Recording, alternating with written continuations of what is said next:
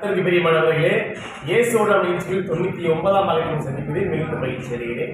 கர்த்தருடைய வார்த்தை என்று நாம் பார்ப்போம். மார்க் 4ஆம் அதிகாரம் 23ஆம் வசனம்.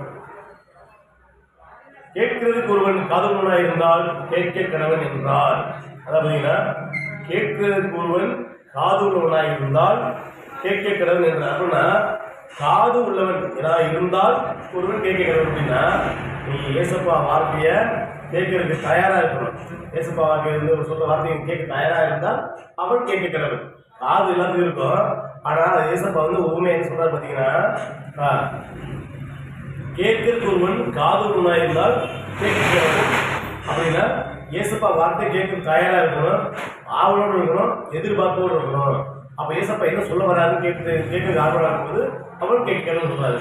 அப்ப மார்க் பார்த்தீங்கன்னா 4ஆம் அதிகாரம் 1ஆம் சொல்ல பார்த்தீங்கன்னா ஏசப்பா பாருங்க, அவன் மறுபடியும் கடலோரத்திலே போதகம் பண்ண தொடங்கினார்.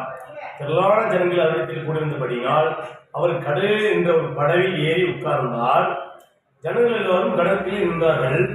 அவர் அநேக விசேஷங்களை பூமியாக அவர்களுக்கு போதித்தார். போதிக்கிற பொழுது அவர்களுக்கு சொன்னது, கேளுங்கள், விதைக்கிற ஒருவன் விதைக்க புறப்பட்டால் அவன் விதைக்கையில் சில விதை வழியருகே விழுந்து ஆகாயத்து பறவைகள் அதை பட்சித்து போட்டது.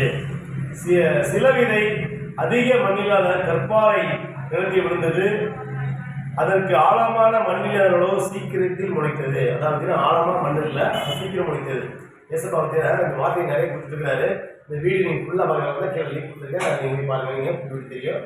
வீடியோ பார்க்க நீங்கள் சப்ஸ்கிரைப் பண்ணுங்கள், கமெண்ட் பண்ணுங்கள். நன்றி.